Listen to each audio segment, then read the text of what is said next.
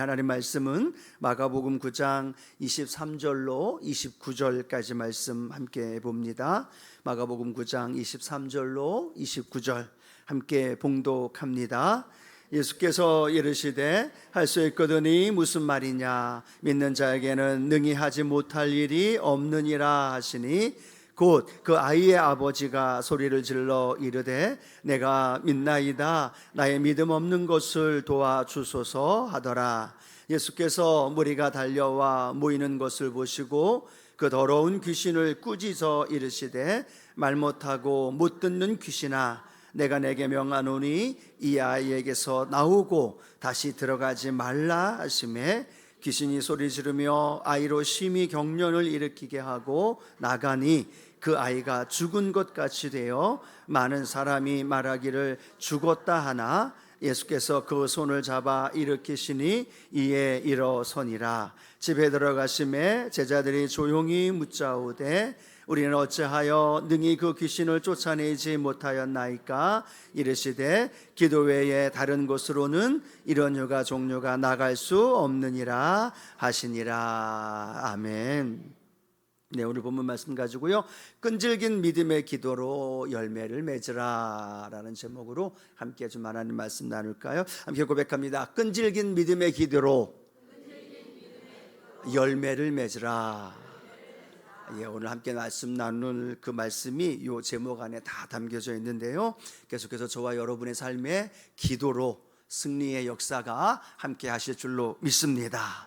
기도하지 않으면 죽는다라는 마음, 말씀을 준비하고 또 기도에 대한 중요성을 계속해서 생각해 보면서 이 말이 늘 제 머리에 계속 내리쳐 오는 모습을 봅니다. 여러분의 귀에도 성령께서 계속 이 음성이 들려지는 은혜가 있게 되기를 축복합니다. 뭐 하지 않으면 죽어요? 기도하지 않으면 죽는다. 그 기도하기 위해 우리는 하루를 살아갈 때 깨어 있어야 합니다. 그리고 기도의 자리에 깨어서 하나님 앞에 기도해야 하고, 또 기도한 이후에도 깨어 있을 때 하나님의 그 기도의 응답이 저와 여러분 안에 일어나게 된 줄로 믿습니다. 왜요? 기도하는 걸 사단이 가장 무서워하기 때문에. 오늘도 기도의 자리에 부르신 저와 여러분 이미 하나님께서 승리하게 하시고 기도의 문제와 또 아까로 원수마귀 사단의 괴계를 멸하신 줄로 믿습니다. 그래서 지난주에 말씀 기억하시죠? 여러분, 오늘 이곳이 하나님과 야곱이 만났던 베델의 그 제단이 되어지기를 축복합니다. 야곱이 또 환도뼈가 부러지면서까지 하나님 앞에 기도하며 부르짖었던 오늘 약복강가가 오늘 이곳이 되기를 원하고, 오순절 성령의 역사가 일어났던 그 마가다락방이 오늘 이곳이 되기를 원하고, 엘리야의 불이 임하였던 그 갈멜셀 제단이 오늘 이곳이 되기를 축복합니다. 그래서 여러분 마음에 소원을 간직하면서 오늘 이 시간, 오늘 이 예배의 자리 하나님 부르셨고 저와 여러분을 만나주시고 응답해 주실 줄로 믿습니다. 그런데 그런 응답과 기적의 역사가 우리의 삶에 어떻게 그 기도를 통해 삶에 다가오느냐, 우리가 첫 번째 함께 말씀을 나누고 싶은 것은요, 믿음이라는 통로를 통해서 하나님께서 우리 기도 가운데 응답해 주시는 줄로 믿습니다. 기도가 뭐냐라고 정의한다면 여러 가지 이야기를 나눌 수 있겠지만요, 하나님이 우리에게 주시기 원하시는 복을 그 전달해 주는 통로, 그것이 뭐다? 그것이 기도다라는 거예요. 오늘도 기도할 때 하나님이 예비하신 은혜와 복이 저와 여러분에게 그 기도의 줄을 통해, 기도의 통로를 통해 하나님이 부어 주십니다. 그런데 그 기도할 때 가장 중요한 게 뭐냐? 그 기도 가운데 하나님이 응답해 주실 것에 대한 믿음을 가지고 기도하는 것. 내가 어떻게 기도하느냐는 굉장히 중요합니다. 또 기도할 때 무엇을 의지하며 기도하느냐 너무너무 중요하다는 거죠. 그런데 거기서 해당되어지는 낱말이 어떤 단어냐면 믿음이란 단어가 기도와 함께 연결되어져 있다는 거예요. 하나님이 주시길 원하시는 그 축복의 통로가 기도를 통해 오는데, 기도하는 사람들의 무엇을 보고 하나님이 응답하시느냐? 믿음을 보고 하나님 응답해 주십니다. 그래서 히브리서 11장 6절에 보면 이렇게 고백하죠. 함께 고백해 볼까요? 하나님께 나아가는 자는 반드시 그가 계신 것과 또한 그가 자기를 찾는 자들에게 상 주시는 이심을 뭐하여야 할지니라? 믿어야 할지니라 라고 말합니다. 무엇을 믿어야 하느냐? 하나님께 나아가는 자, 하나님께 기도하는 자, 하나님께 오늘 나와 함께 예배하는 저와 여러분, 우리 모두는 무엇을 믿어야 하느냐? 하나님이 계신 것, 오늘 이 자리에 함께 계시는 것 믿으시면 아멘. 또 하나 믿어야 할 게 뭐예요? 자기를 찾는 자들에게 상 주시는 이심을 믿어야 된다는. 오늘 우리가 주님을 찾을 때, 오늘 우리가 주님을 앙망하며 부르짖을 때 우리는 그 마음을 통해서 무엇을 믿어야 하느냐? 그 하나님은 우리에게 상 주시는 분이셔. 이걸 내 마음속에 믿고 기도할 때 그 기도를 통해서 하나님 응답해 주신다는 것. 히브리서만이 아니라 사복음서, 특별히 마태복음에 보면요, 그 기도와 믿음과 연결되어져서 하나님이 응답하시겠다고 말씀하시는 예수님이 하신 말씀이 기록되어 있어요. 우리 마태복음 21장 22절인데요 같이 한번 읽어봅니다. 너희가 기도할 때에 무엇이든지 믿고 구하는 것은 다 받으리라 하시니라. 아멘. 예수님이 제자들에게 말씀하시는 거예요. 기도에 대해서 설명하시면서 너희가 기도할 때 무엇이든지 믿고 구하는 것은 다 받으리라 라고 말합니다. 어떻게 기도하라고 말하고 있어요? 믿고 구하라는 거예요. 그러면 어떻게 된다? 다 받으리라. 이 말씀이 따로 떨어진 것이 아니라 연결되었다는 거예요. 기도할 때의 조건이 뭐냐? 믿음이라는 걸 가지고 기도하는 거고, 그 믿음이라는 걸 가지고 기도할 때 성경은 주님을 통해서 우리에게 다 받으리라 라고 말하고 있는 거예요. 오늘 우리가 함께 모여서 기도하는 이 기도의 자리가 하나님을 믿는 자리가 되고, 그 믿음으로 통하여 우리가 받고 원하고 소원하는 모든 것들이 응답되어지는 하나님의 축복의 역사가 함께하기를 주님의 이름으로 축원합니다. 오늘 본문 말씀 마가복음 9장에 보면 우리가 잘 아는 내용입니다. 귀신 들려 말 못하는 아들을 둔 아버지가 있습니다. 어렸을 때부터 이 아들이 귀신 들렸고 또 거품을 물기도 하고 물이든지 불이든 뛰어들어가 스스로 목숨을 끊으려고 하는 안타까운 모습, 날이 갈수록 모습이 파리해져 가고 이를 갈면서 고통 속에 두고 있는 이 아들을 보고 있는 아버지의 마음이 어떻겠어요? 그래서 소문을 듣고 예수님을 찾아온 겁니다. 근데 예수님은 변화산에 올라가시고 그 산 밑에 누구를 만났어요? 제자들을 만난 거예요. 제자들을 만나서 뭐라고 얘기하느냐? 내 아들의 상황을 이야기하면서 내 아들의 그 귀신을 좀 쫓아달라 라고 말하면서 그 제자들에게 묻습니다. 그런데 그 제자들이 그 귀신을 쫓아냈어요? 못 쫓아냈어요? 쫓아내지 못합니다. 변화산에서 끝난 기도가 끝나고 주님 내려오시면서 그들이 변론하는 걸 보고 왜 이렇게 소문이 나느냐, 소란하느냐라고 말씀하시면서 그 자초지정을 다 듣습니다. 그 다음에 예수님께서 제자들을 향하여 뭐라고 말하느냐? 마가복음 9장 19절 함께 읽어봅니다. 대답하여 이르시되 믿음이 없는 세대여, 내가 얼마나 너희와 함께 있으며 얼마나 너희에게 참으리요, 그를 내게로 데려오라 하시매. 예수님이 지금 누구에게 말씀하고 있는 걸까요? 제자들을 향하여 뭐라고 얘기하고 있어요? 믿음이 없는 세대여. 여러분, 제자들이 예수님과 늘 함께하면서 수많은 기적과 이사와 능력을 다 봤어요. 안진뱅이를 일으키는 것도 보았고, 소경이 눈을 뜨는 것도 보았고, 바람과 바다를 잠잠하게 하는 모습도 보았어요. 수많은 기적을 보는 게 믿음이 생겨나는 것이 아니라는 거예요. 수많은 기적과 능력과 표적을 봤음에도 불구하고 제자들의 마음속엔 믿음이 있었어요? 없었어요? 없었다라고 말합니다. 제자들과 늘 예수님 함께 했습니다. 예수님과 함께 하면서 예수님과 동고동락했음에도 불구하고 예수님은 그들에게 뭐라고 얘기하느냐? 믿음이 없는 세대요 라고 말하며 그들의 믿음 없는 것들을 책망하고 있다는 거예요. 교회에 수십 년 다니고 교회에서 재직이 되고 교회에서 봉사를 하고 교회에서 얼마나 많은 일을 봉사와 헌신을 해도 그게 믿음이 있는 것과 없는 것과 다르다는 거예요. 교회를 수십 번 와서 예배를 드리는 사람도요, 믿음이 없는 사람이 있어요.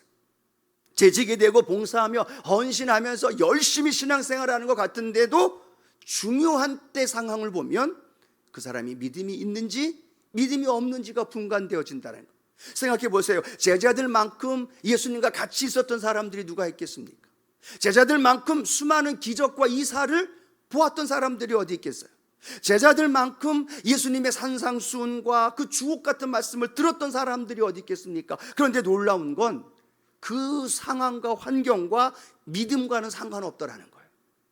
그 귀신 들린 아들, 그 아이 앞에서 그들이 믿음이 없는 세대여라고 말하며 주님으로부터 책망을 받고 있는 모습을 본다면, 우리 사랑하는 성도 여러분, 우리가 교회에 나오는 것만이 아니라 봉사하며 헌신하며 내가 어떤 직분을 갖고 있느냐가 중요한 것이 아니라 정말로 주님이 보실 때 내가 믿음이 있느냐의 중요성을 우리가 깨닫고 우리의 믿음이 날마다 자라가는, 또 믿음 안에서 굳건히 서 있을 수 있는 그런 저와 여러분 되어지기를 축복합니다. 말씀을 들으면서 들음으로 끝나면 안 된다는 거죠. 예배를 드리면서 예배를 드림으로, 봉사와 헌신하면서 거기에 멈추면 안 된다는 거예요. 믿음은 들음에서 나고 들음은 그리스도의 말씀으로 말미암는다라고 말했던 것처럼 말씀을 들어가면서 우리의 믿음이 자라나기를 축복합니다. 우리의 믿음이 성숙되어지기를 축복합니다. 어떤 환경이 다가오고 어떤 조건이 다가와도 변함없이 흔들리는 그 믿음이 내 안에 굳건하게 세워질 때 우리 앞에 있는 산이, 우리 앞에 있는 문제가, 우리 앞에 있는 여러 가지 상황과 어려움이 다가와도 그 문제를 뛰어넘을 수 있는 하나님의 축복이 저와 여러분 안에 있게 되기를 축복합니다. 자, 이렇게 제자들을 향하여 믿음이 없는 세대여 라고 책망을 하셨어요. 그리고 나서 예수님이 뭐라고 말씀하고 있느냐? 아들을 고쳐달라고 말하는 아버지에게 이렇게 말씀하죠. 마가복음 9장 23절 같이 한번 우리가 잘 아는 말씀이죠. 고백합니다.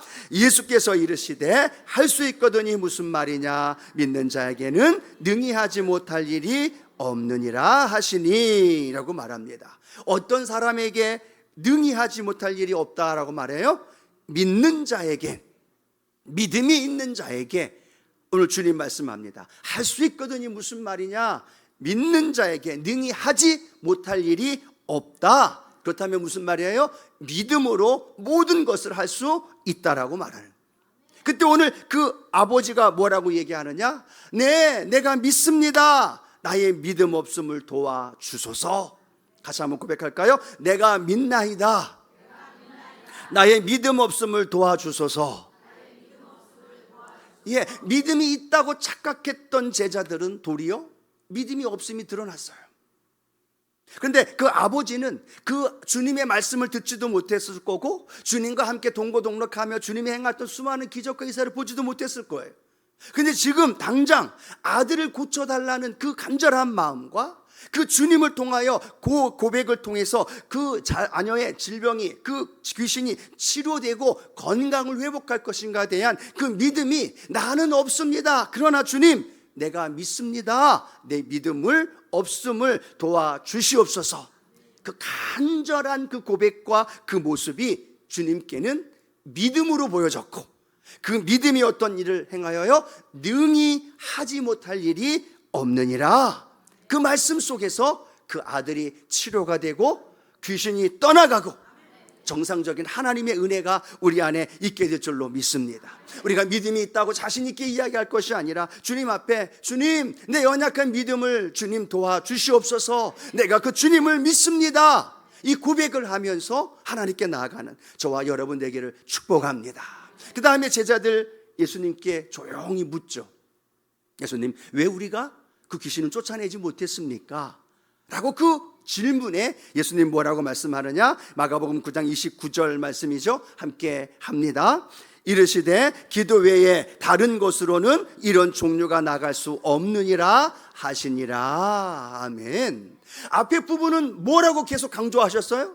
뭐가 없다고 책망하셨어요? 믿음이라는 걸 책망하셨어요.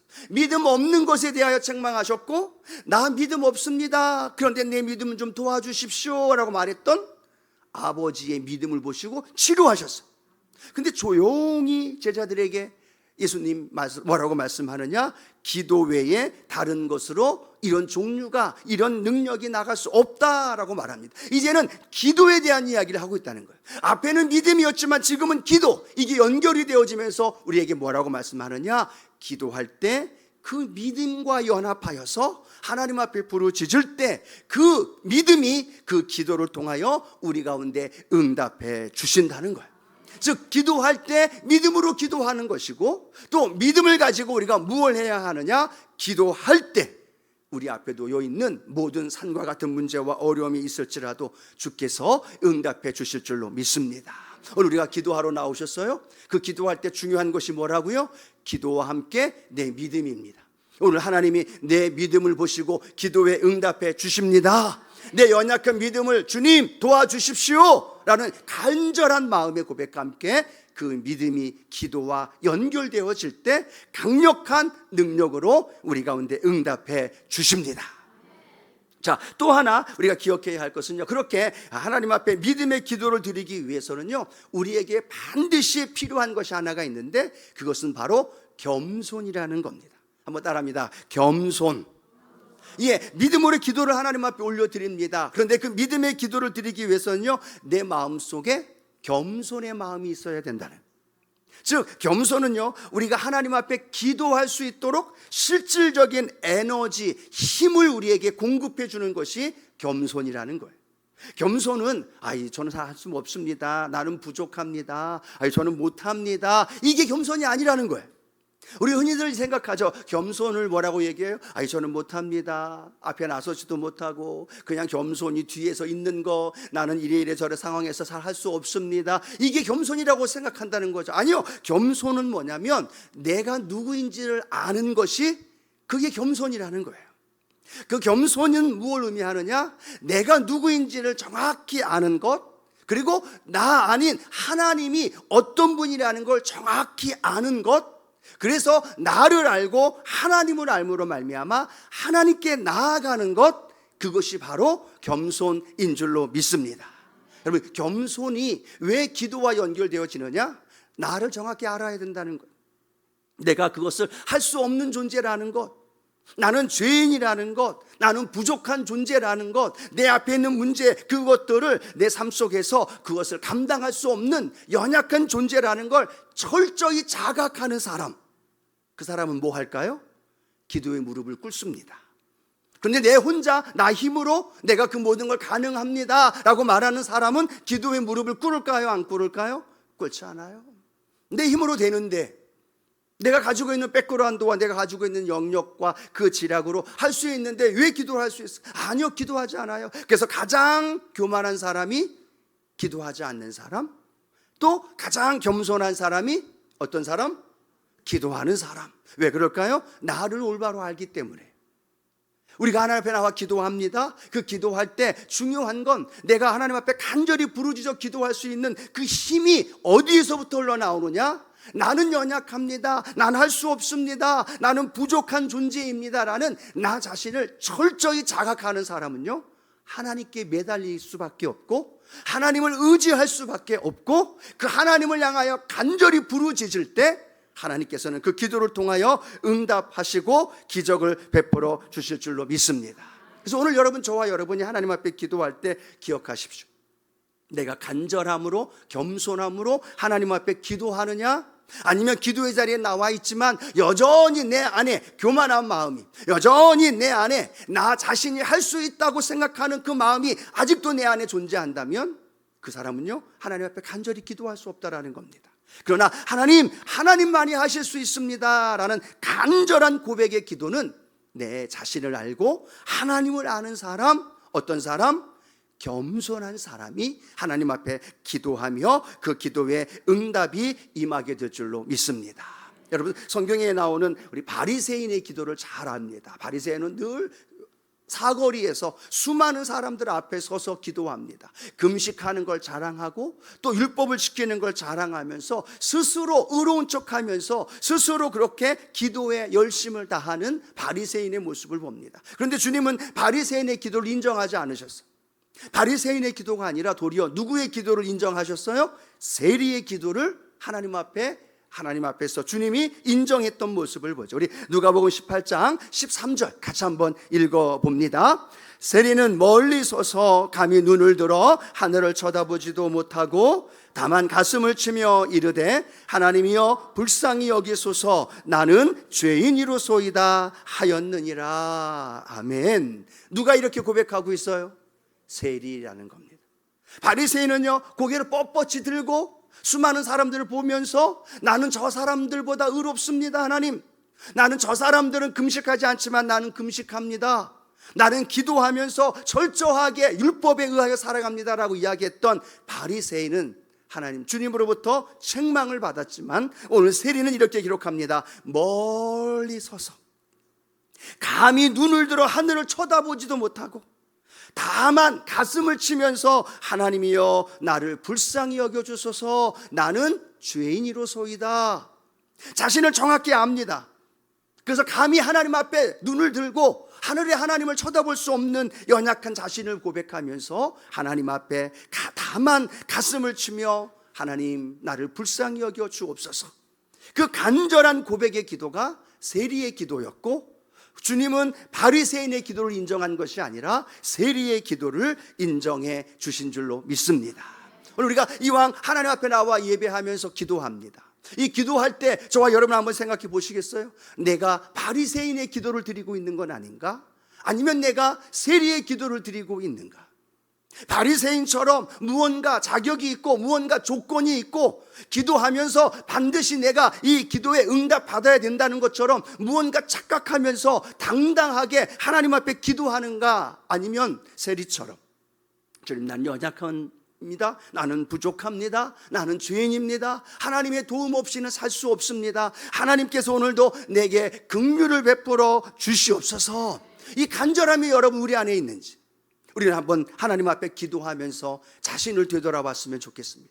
내가 기도하는 이 시간이, 이 기도의 자리에 내가 바리새인처럼, 아니요 바리새인처럼 그렇게 보여지지는 않아요. 근데 아직도 내 마음엔 아직도 바리새인의 모습이 살아있어요.